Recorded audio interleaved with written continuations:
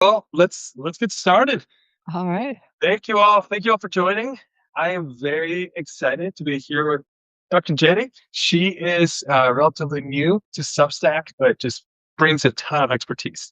And I'm really excited to dive in.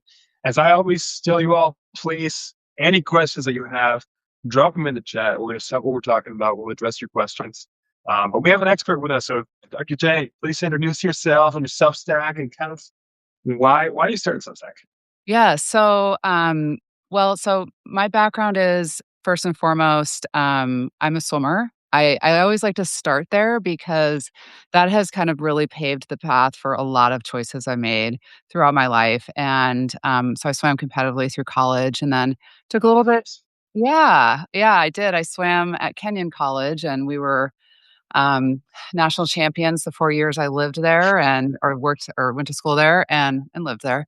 But it's been a huge part of my life, a huge part of my family's life, and it really just, kind of ingrained a lot of that, like, resilience and connection to myself and the understanding of presence and attention, because obviously when you spend a lot of time underwater, that, really builds some of that, insight and, intuition,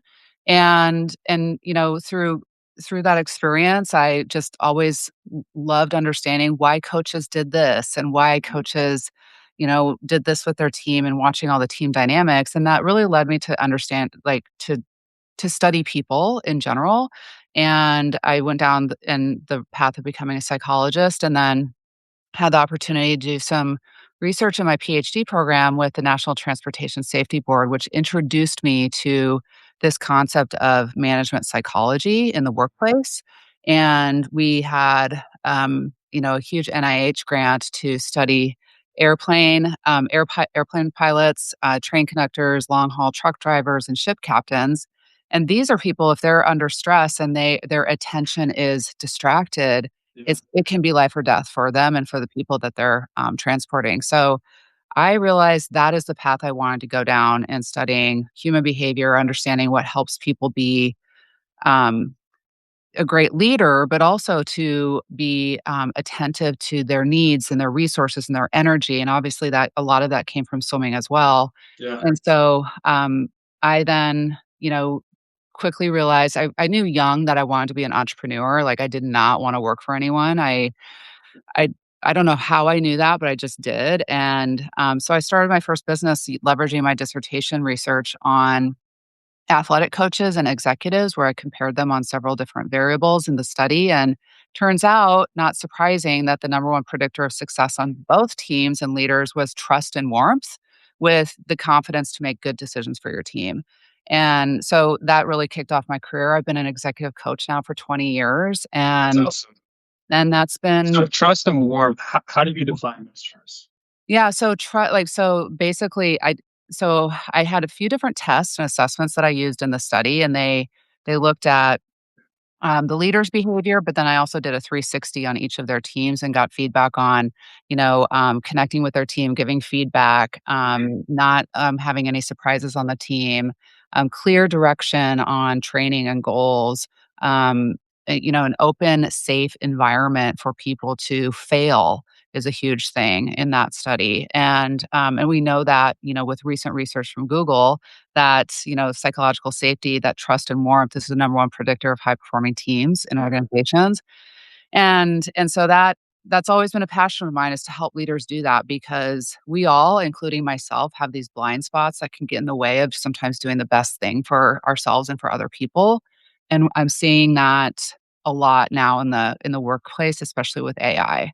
So there's a lot of other things I've done in the 20 years, but that's really now my passion is helping leaders and teams understand the impact of AI adoption and um, understanding what it's happening, like how it's impacting not only the revenue, but the mental, emotional toll of their employees. Yeah. Yeah. Now, and when so you are the middle of business, and then AI came in, and it is such a polarizing Yeah. piece. I mean, I'm in nonprofit. I'm an entrepreneur, and I'm also knee deep in nonprofit system. And Yeah. AI is either your best friend or your enemy. Mhm. If you like AI, you hate humanity. And then you have these. I'm a big proponent of there's a way. Just because you use AI doesn't mean you're using it right. Right. There's lazy AI, which is you're using it. And I read about this often. You're using AI to not think, Yeah. to avoid having to work out your brain, Yep. and like any muscle is going to atrophy. On the other side, you have strategic AI. Yes. So I am using it to give me time to work on whatever my expertise is. Mhm. Now, as you're looking at, psychology and brain health, and all of a sudden this new piece coming is from AI that's such a big unknown. What was your first exposure to AI? Yes. So I have this really um, amazing yet sometimes, let's say, distracting habit of like going all in on learning something new. And I do that with everything. Yeah, I think it's just that entrepreneur in me and like a researcher. I just love to learn and so, I did that a few years ago with perimenopause and menopause for women. Not only because my executives that I work with were hitting midlife, but I hit midlife and I was like, what is going on? So, a handful of years I went all in on that. And that's relevant to the brain health, which we'll talk about here in a minute, you just gently kind of introduced with AI and being strategic with it versus lazy with it, especially for women's brain health. But when AI started, I mean, I'm not AI. We think AI is so new, but let's be honest, it's been around for a long time. I mean, ever If since you've we've been on had, Facebook, if you have Netflix, yep, AI's in there. You just haven't been able to say hi to it and have it say yeah, hi back. exactly. But Yeah. even GPS, like just a very simple example, like GPS in our smartphones, that has been AI all along, and that's the first time we've like outsourced our cognition to, AI without even realizing it, and now we can't remember how to get to where we want to go without a GPS, right? And so, I cannot live in a world without GPS. I have the worst sense of direction. I need a GPS to go. yeah. I mean, it's great, right? It accelerates our time to be able to get somewhere, but it does remove something that used to be Oh really yeah. like getting on a map. I mean, I did a road trip, in between college and graduate school with a friend and we had maps, and like we got lost and it was like the best experience. But nowadays that we would think that would be horrible, right?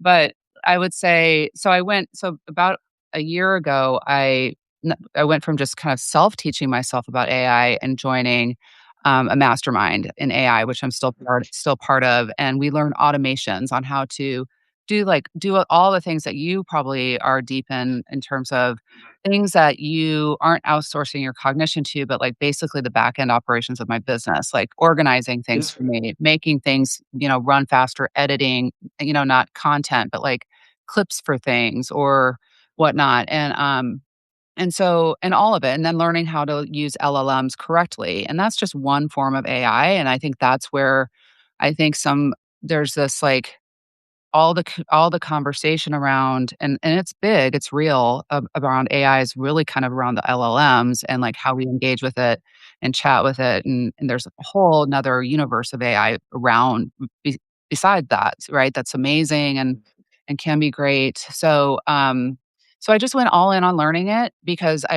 realized, like, my clients were getting mandates from their board members to introduce Yep. it and integrate it into their businesses, and they don't do it very well and at all, they just give you a license and they say, "Use it." And that has been my experience with, a Fortune 100 company who has many dollars to actually invest in training, and they're not training people.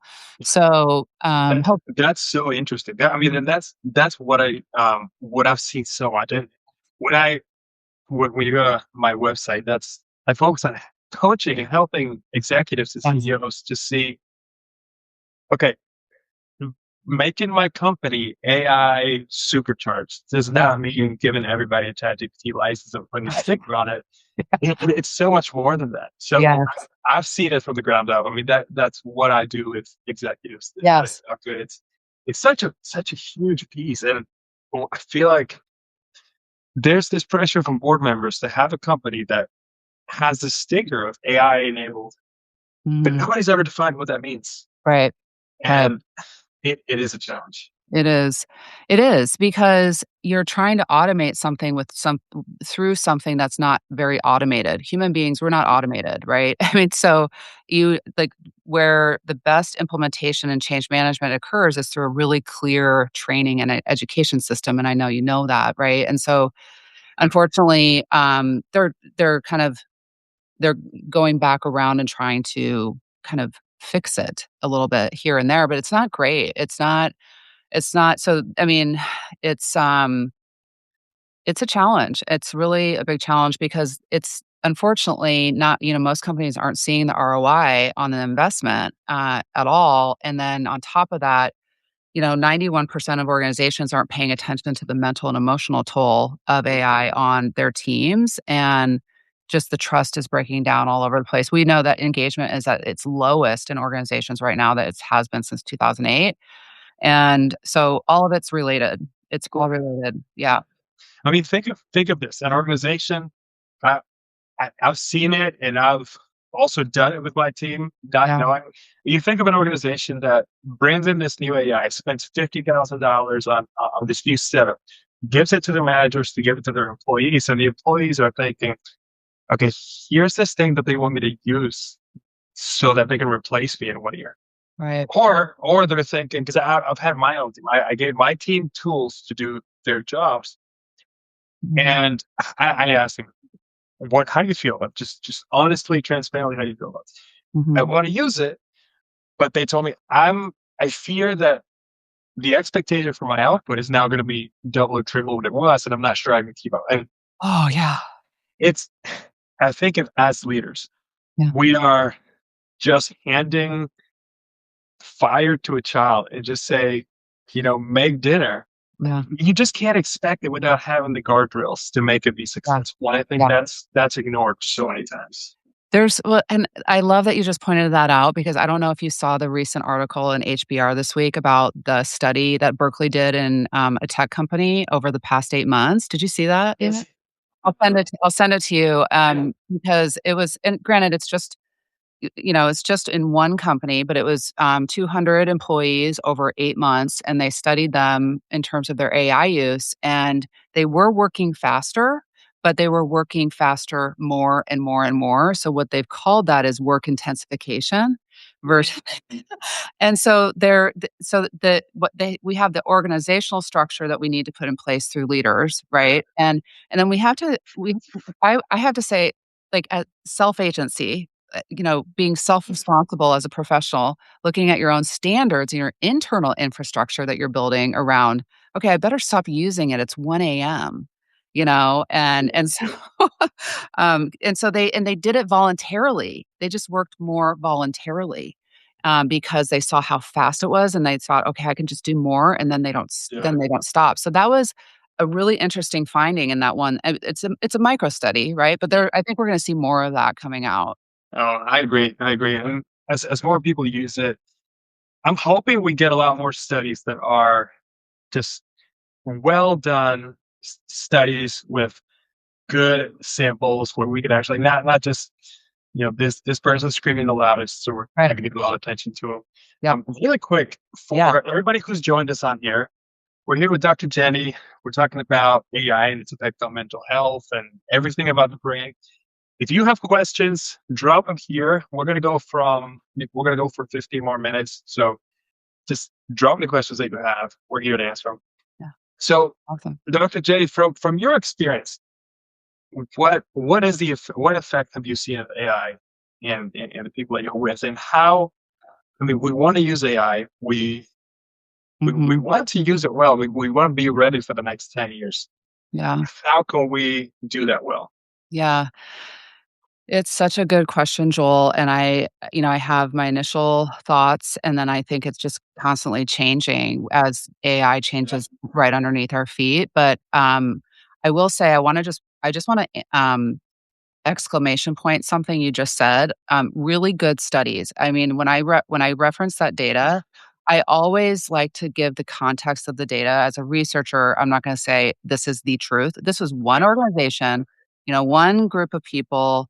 It's just an example of what might be happening. And I think for everyone listening, I would say take heed with this, like, I guess just take that advice as you're reading a Yeah. lot of studies, because a lot of studies will put out, like, this finding, and then you have to, like, really understand, like, how they Mhm. studied it and researched it so that you know, like, can you apply this broadly, or is this just an example? So I just as a researcher, I had to Oh, pull it out. 100%, 100%.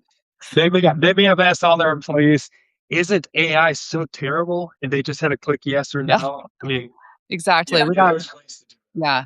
So I have a couple different ways that I work with my leaders and my teams with AI and the relevance of AI, not only on their work performance and well-being at work, but also their individual well-being and their brain health. And this is something I'm extremely passionate about because Alzheimer's is going to reach an unprecedented um, number by 2030, and then even more so, like, exponentially by 2050 across both genders. But, two-thirds of that population is women, and that is related to our fluctuations in hormones over our lifetime, but especially when we hit midlife at perimenopause and menopause. And so our brains are already really vulnerable, and so that was one of the biggest reasons I went all in on understanding how to use AI strategically for myself. And then when I was working with all of my clients, I asked them, tell me how you're using it. And we'd go through just really basic examples. And most of them were just using it to, like, just write an email back and not editing it and just sending it. And rather than shaming them about it because they hadn't learned, they really had not been taught how to use it yeah, well. there's no AI literacy. No. And yeah, No, none whatsoever. I back them up and I just teach them how to prompt well and give it context, and then have it put a standard in there to have it push back on you after 2 or 3 rounds, and then have it say to you, "Now go and finish and make this decision yourself." Because then you're still that's engaging. awesome. Yeah. That's Yeah, because you can train AI to do that. You yeah, can, and I've tested it, and that it will say, "You have to stop, Jenny, like, go finish this on your own." And so, not it's not perfect all the time, but at least I'm helping them think about it oh yeah, strategically. And that's a simple example of prompting, right? And I I always ask my clients to think first before they use AI versus AI first, and then, like, there's a whole movement of, like, AI first, and then, no, AI in parallel, really think yeah. first.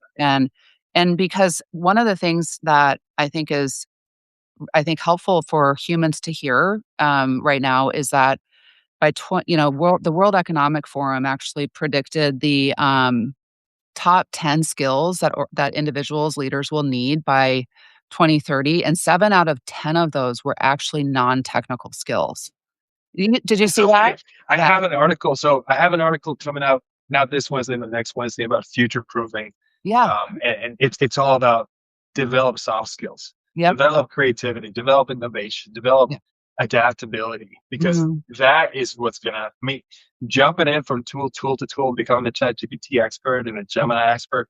That's not gonna get you there No. long term. No.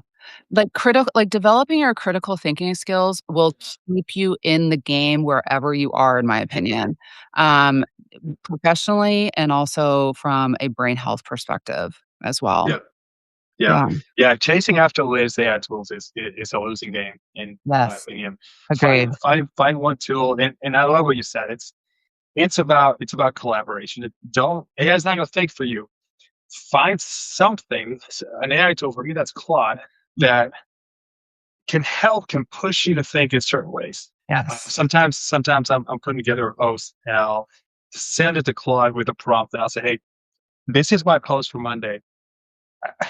Is there anything I'm missing here? Do I have any gaps? Are there any assumptions I'm making?" Mhm. It is so good at Yeah. saying you actually jumped from here to here without really explaining how you got there. So maybe dive in Mhm. deeper. Yeah. There are ways to use AI, but there Yep. are also ways to say, "Hey, just do everything. I'm gonna go take a nap." Yep. And Yep. I mean, I do that with cowork, for it to organize my files and my emails, like, things that take forever for me to do. I'm like, I let that do it. I do that when I'm sleeping. I'll give it a task like that, but, like, not a so creative task. Yeah. yeah, yeah, Yeah. yeah. No, that's where I think the future is for Yeah. successful AI use. Mhm. It starts human. You can give a lot of the execution to AI, and then Mhm. there's human verification at the end. And Yeah. then you're still you should have more time to focus on what makes us us. You know, Yes. Yes. so Exactly. Yep. one of the things, this is a shameless plug, but one of the areas that we launched back in October of last year. It's called Cozora, Oh, Cozora, yeah. and Yes. it's essentially we're bringing together some of the top AI experts around the internet. And we're Mhm. connecting them through weekly live classes to executives all over the world. So anybody Mhm. who wants to learn, there's so much to learn that the average person can't do it by themselves. So it's a community of people. We go live. We talk about AI. Yeah. If you are a paid subscriber of Leadership and Change, it's about $39 a year. You actually get 50% off Kazar. So if anybody's interested, Yeah. you know, It's a great I checked it out, and Claudia, I'm in her a couple of yes, her, yeah, yeah, programs, and, I think I'm following I think I'm a paid subscriber of Quora too, but no, it's a great resource, like, I think the more we can have in terms of resources for everyone, the better, in my opinion. yeah. What are the areas? I'm wondering what do you think about this? One of the areas that I see AI being detrimental is giving a false sense of you don't need any other humans in your life. You just need AI. And honestly, if you are trying to succeed with AI, you need a community of friends Yes, that are doing the same.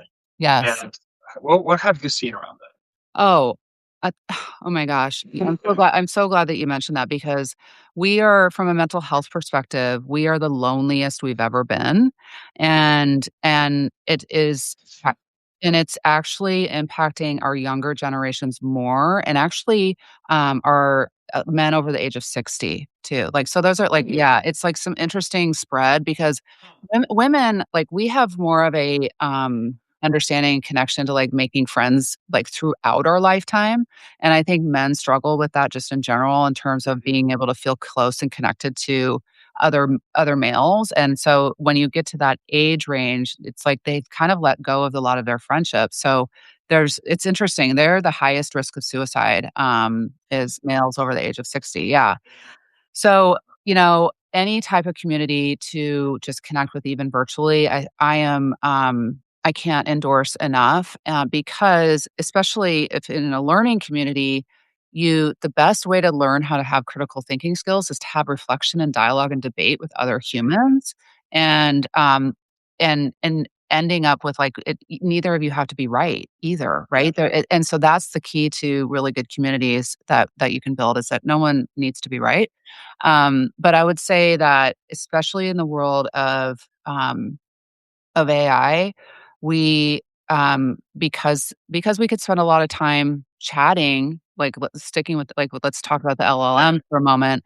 We can feel like we're talking to a real person depending on how they get to know us, right? And so then sometimes we can replace that time with you know, we replace a time with a real person with that experience without even realizing it. And so to be involved in a community, I think, just to stay connected to human beings is so important now more than ever because Yeah, I think just feeling isolated and also, some of my leaders I've worked with, they're like, I don't wanna, like, admit that I'm scared, or I don't wanna admit that I'm worried," and if they don't have that support, like, that they come to me with a lot of that, because I'm a safe, confident space, but, like, outside of their work environment, I'm always encouraging them on who's your support system, not just your family, but outside of that, and so that's great. I mean, in terms of I can't endorse that enough. yeah. Yeah. No, that's Yeah. awesome. So here's the last question that I have. And again, if anybody has any questions, please drop in the chat. I have a 2-year-old and a 7-year-old. Yeah. I didn't grow up in a generation where everything that I did was in social media. There's a whole ecosystem of friends and relationships that's virtual. I never had that when I was a kid. That's what my kids are growing up, not Yeah. just with that, but now they're growing up where AI is going to be mainstream. Yeah. What? Have you thought anything about that, or how can parents approach this as their kids are coming up? Ooh, wow. I just actually got goosebumps because this is something that worries me a lot, Yeah, actually, it because does. It does to me too. yeah, I don't personally have my own kids, but I have, 2 nieces and a nephew, and all of my clients have kids, so we've definitely had conversations around this, and it's really, like, if you if you if like, let that be a motivator to learn how to use AI, is to understand the it is to understand the potential impact or understand the use of it so that you can understand what your kids might be engaging in because, I don't know, we don't have a whole lot of governance here in the United States around AI and its use. I Yeah. think we have none. I'm not sure. I'm not up to date on everything, with that, but I know other countries have a little bit more, restrictions. And so, we don't like, we have to be really in tune with we have to be really in tune with our children more than ever so that we know what they're engaging with when they're on devices. And yeah, I'm really scared actually. I don't know. I mean, I don't have a whole lot to say on that because that definitely is not my expertise in terms of AI or like how I've been coaching or who I've been coaching in the last 20 years. I mean, I did clinical work with young populations early on and it comes down to parenting. It really does come down to parenting and you understanding how the tools work, the impact of them, and just and staying Yeah. close to your kids, having conversations at the dinner table, like, that's how I grew up, and, if that's possible for families, I know a lot of Yeah. families where parents work, so it can be challenging, but just really being in tune with your kids and just hanging out with them and letting them come to you with concerns, Yeah. No, that's good. I actually have a guest host. It's Manisha. She's a Substack author that actually works on her focus is parenting, and she's writing a Mm, post specifically on AI and parenting, good. and how to do Mhm. that. I it does scare me with my kids. One of the things that my wife and I have constantly tried to push is physical books, Mhm. and Yeah. sometimes, hey, my daughter has a question. Can we ask ChatGPT XYZ? Let's find the encyclopedia first. Let's see Yeah. what we can find there. Mhm. But it is a challenge. We do have a question from Chip here for you. How can we look at AI and agentic AI as a workplace safety and health issue beyond just brain health? Mm. Yeah, I mean, that is workplace so I think, I wanna understand what, like, workplace safety actually in terms of psychological safety or workplace safety, from that could mean a lot of things. And so, let's talk about I guess, how would you interpret that question, Joel? So yeah, I'm thinking about Both. yeah. Okay. Yeah. Well, in terms of, so yeah, we don't know how much, I mean, the capabilities of agentic AI in terms of, you know, just workplace safety, even from like a physical perspective, like the future of that could hold, in terms of, um, it maybe not responding to our requests, right? Like, I mean, it just depends on like how much it Yeah. advances and how fast it advances without any controls. But I would say, in terms of, um, I'm like struggling with this for some reason. In terms of, I would say like so the psychological safety piece of it is that that comes down to I put some responsibility, I put a lot of responsibility on leadership for that, but also self responsibility too in terms of understanding like what you need and would like to I guess ask for and expect in Yeah. terms of um training, open in terms of open conversations around AI and being able to talk about concerns but also ultimately like how people are feeling in terms of their autonomy as Mhm. well in the workplace, because I do think that and their level of competence, their feeling of competence too, because that leads to a lot of self-trust and then also, leaders trust in you and then you and in the leader. So it really does it does cause for some tough I mean, it really does need to have some standards put Yeah. in workplaces around conversations and dialogue and leadership really setting the stage for these conversations because their leaders are anxious too. They're worried about their roles being replaced and that piece of it. Um didn't mean to be a stumper. We want to add AI to the healthy worker movement, psychological safety. Gotcha. Okay, yeah. I No, mean, Joel, what else would you say about yeah, I agree. I mean, one of the things that I've told a lot of different leaders and even executives is AI needs you. You're not going to drift into successful AI use. You Mhm. have to be strategic. Yeah. One of the things that I do with my team that I would recommend everybody do is as you bring in AI to your team, if it's going to save them 25% of their time, 30% of their time, Mhm. give them then the flexibility to say, now that once you get to the point where this is giving you back 2 hours a week, block those 2 hours every week and just take that for professional development time. Go and explore, different areas. Take courses. Yeah. Mm, let AI give you the room for you to become more of an expert in whatever area you want to explore. Mhm. And at that point, you're given out not just you know a tool that's going to take off some of their load, but you're not just putting more work instead of that load. You're giving them flexibility to improve themselves Right. and to gain more skills. Mhm. That's a big one to me. And the second one is I am so big on just the risks of AI are ignored Yeah. so often.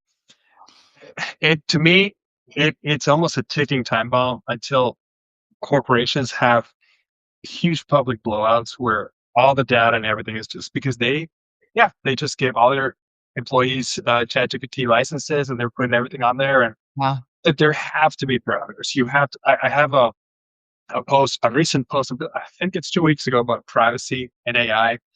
Check it out. Um, I personally, I know I'm a big fan of the latest in AI. There's Atlas and there's Comet. Those are the two. Mm. Atlas is ChatGPT's browser. Comet is, I believe, Anthropics.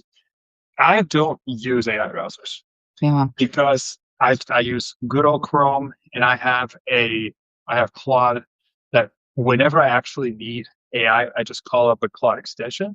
But Mhm. I don't want AI to be looking. I don't trust it enough to be every time I have a bank transaction, every time I make a payment, for it to be looking because you go to the websites of the makers of these apps, and they're going to tell you not even in small font. It's going to say we cannot guarantee the safety of these tools. They're Yeah. beta. So we're not close. We're not in agentic AI now. But if Mhm. people are being so ignorant of the risks, once agentic AI comes, I mean, it, yeah, it's a little scary, and Mhm. I feel like it's going to take a few public eruptions for us to be able to see. Oh yeah, there's real risk here. Yeah. Sooner that everybody can learn that, I think the better that they'll be. If you're using AI, understand the risks. It's not don't Mhm. use it, just understand the risks. Yeah. And I just, you know, and there is like in I just noticed Bell's comment around, "I hate the idea of AI being integrated everywhere." And I would say, one of the things that I've been doing more and I do think it's going to come down to every single person's behavior matters when it comes to this, especially for you and, like, everyone that's close to you and around you, is, I am intentionally not using AI in a lot of places. And for my writing, I use a free write and I do the first draft myself off my computer. of everything, and then I will so that I can stay in my creative side of my brain, because when you work on it, unfortunately, when we got laptops, you have this opportunity to write and then edit, and then you are context switching, right? And then that just slows everything down, and then it's actually not that great work. My best work is when I'm not editing and I just write. I'll set it aside and I'll edit it later. And it's always better than I actually it's always better than what Claude could put. I love Claude. That's my writing tool if I use one, for like later stages in my writing for like client reports. But I would say I said, why don't you I tested it and I said, I want you to give me feedback on my writing and let me know where I need to change it. And he's and they because the project I designed it in a certain way and I have standards in there is they said your writing is way better than anything I could write. And so, go with your version. And so I That's awesome. so I but I didn't start there. I want to be honest. I didn't start there. I did everything with it at first. And then I've been pulling back and because I was like, oh my gosh, I noticed that my thinking is not as crisp Yeah. as because we do know, I mean, from the MIT study, which was actually a pretty good study, was that cognitive debt, that exists with the people who use, AI persisted long after they stopped using AI, which, can you still hear me? I keep moving away from my No, microphone no, I can hear you. Yeah. because I'm in the sun. I'm like dodging the sun. No, you're fine. So anyway, I think that I think more people are paying attention to that. And I just really want for anyone's brain health, especially like young Yeah. moldable minds, like they're being rewired the more they're on. And I mean, forget AI for a second. I mean, these devices are so toxic too, right? And they're amazing, they're brilliant, they connect the world, but at the same time, they're killing our brains and our attention span in ways that we need to recover from. And so that's what I'm trying to do intentionally Yeah. with my brain health because I wanna be able to remember, stories to tell my niece and nephew's kid one day about them, right? And that to me is everything. Yeah. Yeah. That's awesome. That's one big takeaway, I think. Set your own limits. Don't let society set your limits. Yep. I'm big on all my to-dos go in paper. Uh, Yeah. Yes. Yes. I don't know. There's just something about physically crossing out, something that's been done that just can't match clicking Yeah. done on the computer. Yeah. For me, for example, I love reading. Mhm. I listen to audiobooks and then I read physical books. My wife got me a Kindle for Christmas. Nice. I I haven't like I know it's paper, but I just like having the paper version Yeah. because okay, am I gonna have another screen now for when I have Oh, to read books? So right away, each one of us has to set our limits. yeah. And because if you don't, you, you I don't remember where I saw it. I can't remember it anymore, but it's most people's routines in 2026 are wake up, stare at a 6-inch screen, your phone, go to work, stare at a 15-inch screen, get home, stare at a 50-inch screen when you Yep. watch TV, Yep. go to bed, stare at a 6-inch screen, and then fall asleep. That should scare us. And I mean, I don't know where. Anyway, let's finish with this. Can you tell us about your Substack, what you write about, where people can find you? Yeah. So, I mean, my Substack is Dr. Jennifer Churchill. That's my profile. I'm sorry. My publication, again, I'm kind of new to this, is called The Undistracted Life. And it's all about regaining our attention and our presence. And that's essentially what I write about in all domains, whether it's, physical wellness, relationships, leadership, teams, and AI is a huge one for me. And I will be writing about, um, midlife things as well, and for everyone. And the fun thing I'm weaving into my content is this 200-mile swimming journey that I'm on for this year in 2026. I just a tip for everyone for next year. Like I learned a beautiful I gave myself a beautiful gift one year of, like, I'm not setting any goals or resolutions or anything until February 1st. And so because I'm exhausted about after the holidays. I don't know about anyone else, but I'm like, "Why do we set these?" It's fun. It's Well, fun. so February 1st, I set, my 2026 goal to swim 200 miles this year.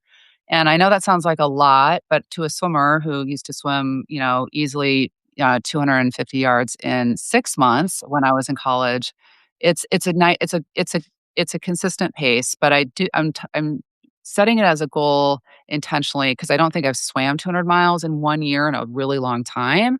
But it's where I gain my most clarity, all of my Yeah. presence to Presence. myself. I mean,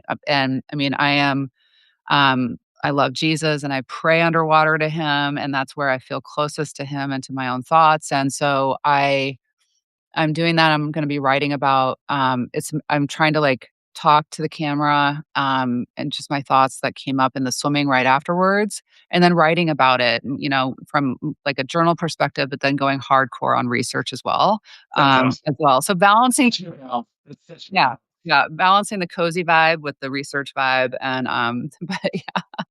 I see that we have one more question. Did Yeah, you want I would love you to address this last question. It's really good. Ooh, yeah. So I would say the first thing that I would recommend doing is just tracking your time. Just really tracking your time in terms of how much you're using the tool first and foremost, before you analyze how you're using it. And so then the second step, and I've done this with a client, and it worked out really well. And give yourself a lot of grace and a lot of love through this process, because what happens is we can like we can train because of the dopamine effect. We can develop a habit around dopamine really fast, but it's really hard to untwine from it. It takes longer to untwine from it It's than it does to actually, like, pair a habit with dopamine.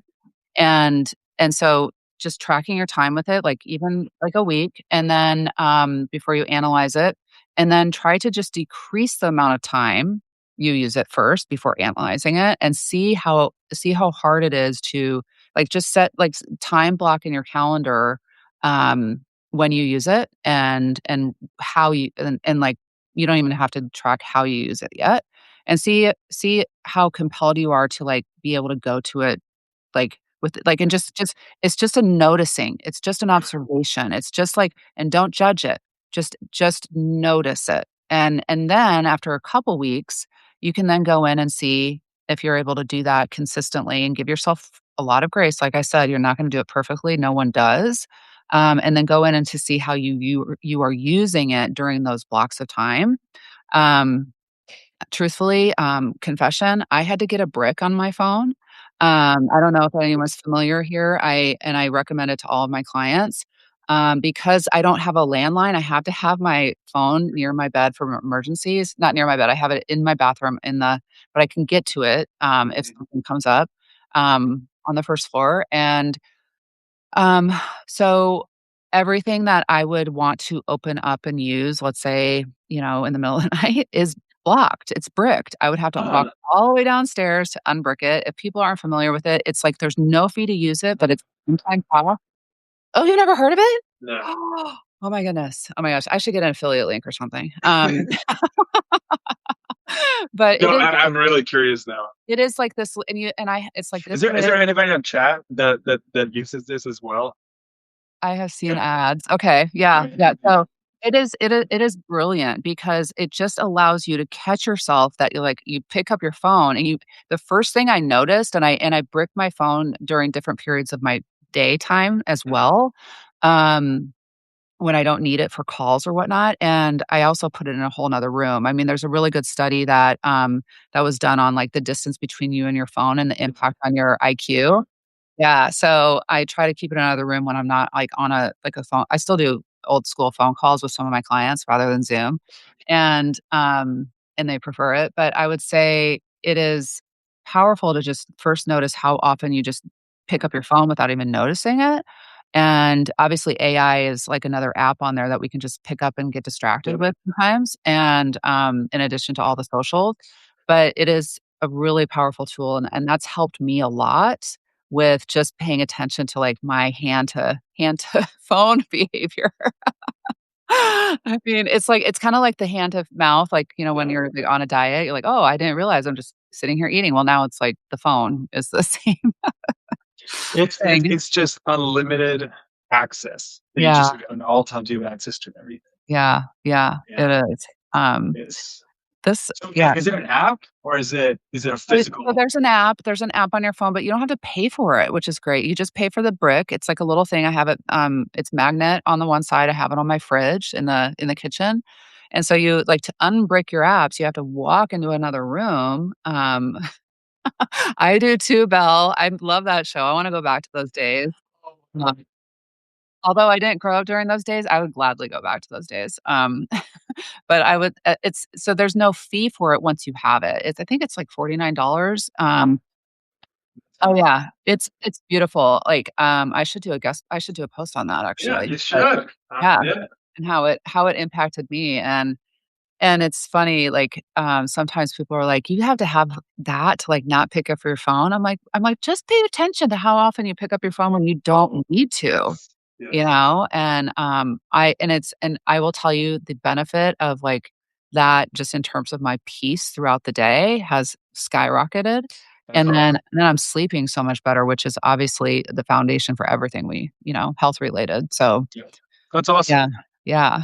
I have to look it up now. Well, if you are looking somewhere to have a post on the brick, I will. Okay. Yeah. Yes, absolutely.